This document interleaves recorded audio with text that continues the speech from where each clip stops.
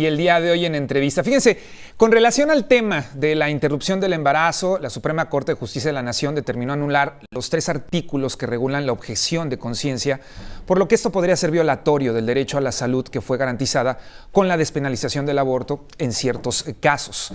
Este tema de objeción de conciencia ha hecho bastante ruido, ha polemizado bastante. Hace una semana veíamos las marchas de la despenalización del aborto. Este fin de semana vimos en contraste marchas en Provida, pero el tema de objeción de conciencia también es importante que sepamos en qué consiste y sobre todo quienes están involucrados en él. Hoy nos acompaña la doctora Erika Velázquez, quien es ginecóloga y obstetricia, subespecialista en medicina fetal. Doctora, ¿cómo está?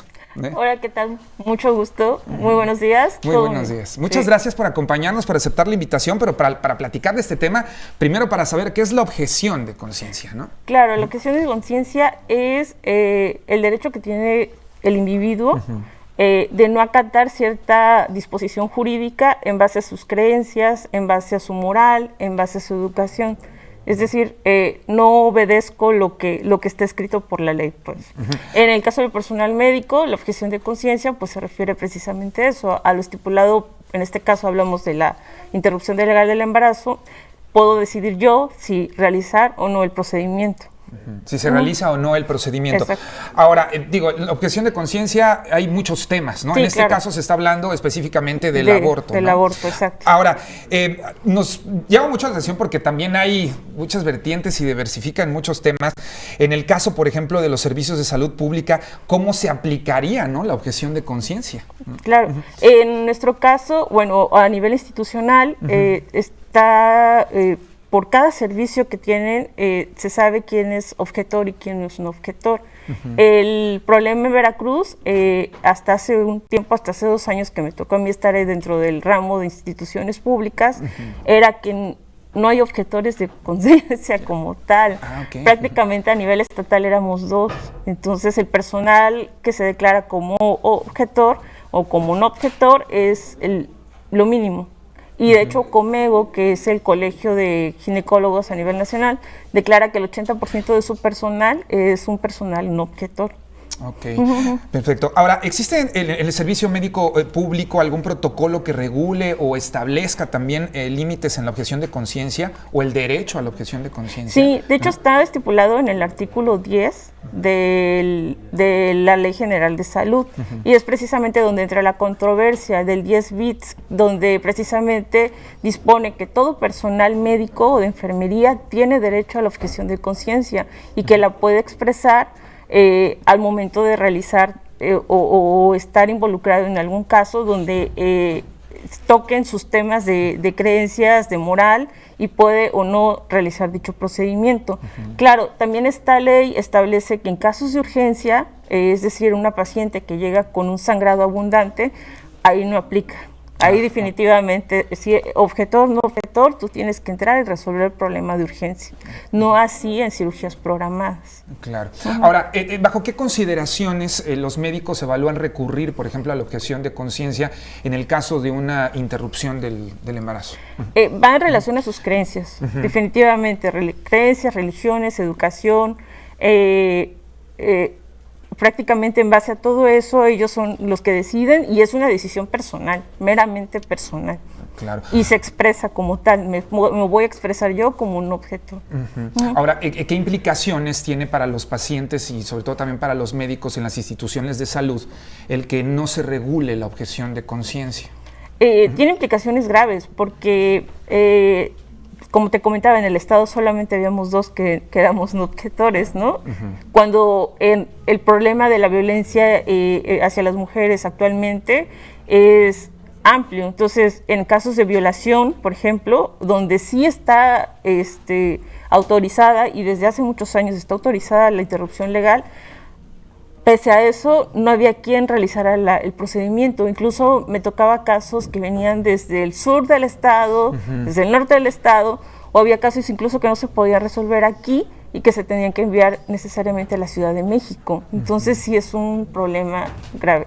Por otra parte, al momento de eliminar o de invalidar el artículo 10 bits, pues queda la otra parte, que nos declaren a todos como no objetores, ¿no? Y entonces también se viola, por otra parte, nuestros derechos de libre pensamiento, Claro. libre religión, estipulados pues ya en la Declaración Universal de Derechos Humanos. Claro, y es Ajá. precisamente que le quería preguntar si conocía algún caso donde se haya aplicado la objeción Sí, de conciencia. muchos. De Sí. hecho, durante mi tiempo en la institución en salud me tocó ver muchísimos casos de, sobre todo violación, de casos reconocidos como de la norma 046. Recuerdo perfecto el caso de una familia, es en el sur de Veracruz, donde un pastor precisamente se presenta a la comunidad. La familia le ofrece acceso a su domicilio como estancia durante el tiempo en que iba a realizar sus actividades, y resulta que viola a 2 hermanas, o hermanas de 11 y 12 años.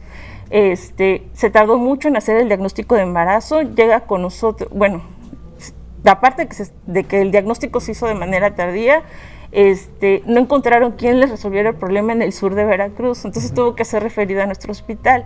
El problema de ser referido a nuestro hospital es que tendríamos que coincidir conmigo, con un anestesiólogo que también no fuera objetor, exacto, sí. con personal de enfermería que también no fuera objetor, para poder ofrecerles a esas niñas el acceso al derecho a la interrupción legal por violación.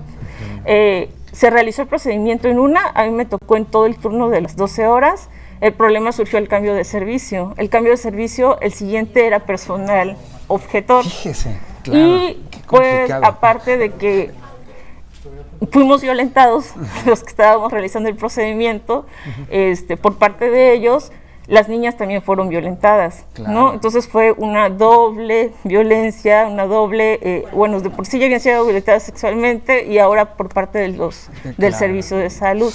Ese es el problema. Ahora, doctora, ¿cuál sería el exhorto o qué diría usted, doctora? Porque está en proceso esto. Sí, ¿no? claro, Ajá. sí.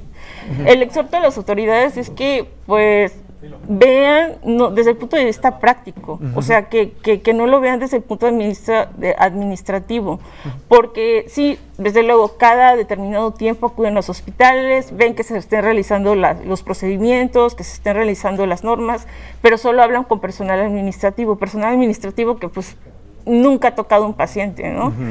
Tienen que ir directamente con los que están en primera línea y con los que están realizando los procedimientos. Deben de garantizar, ahora que ya se declare como libre la interrupción legal del embarazo a nivel federal, que garanticen que exista personal objetor en cualquier turno, en cualquier hospital, y sobre todo recursos, porque esa es otra limitante. Sí. Claro. Muy Sí, bien. sí. Muy bien, doctora. Pues es un tema muy amplio. Queremos agradecerle de verdad que nos haya acompañado esta mañana para platicar Claro. acerca de la objeción de conciencia. La doctora Erika Velázquez, quien es ginecóloga y obstetricia, subespecialista en medicina fetal. Muchas gracias por estar aquí con nosotros. Gracias a ti por la invitación. Gracias.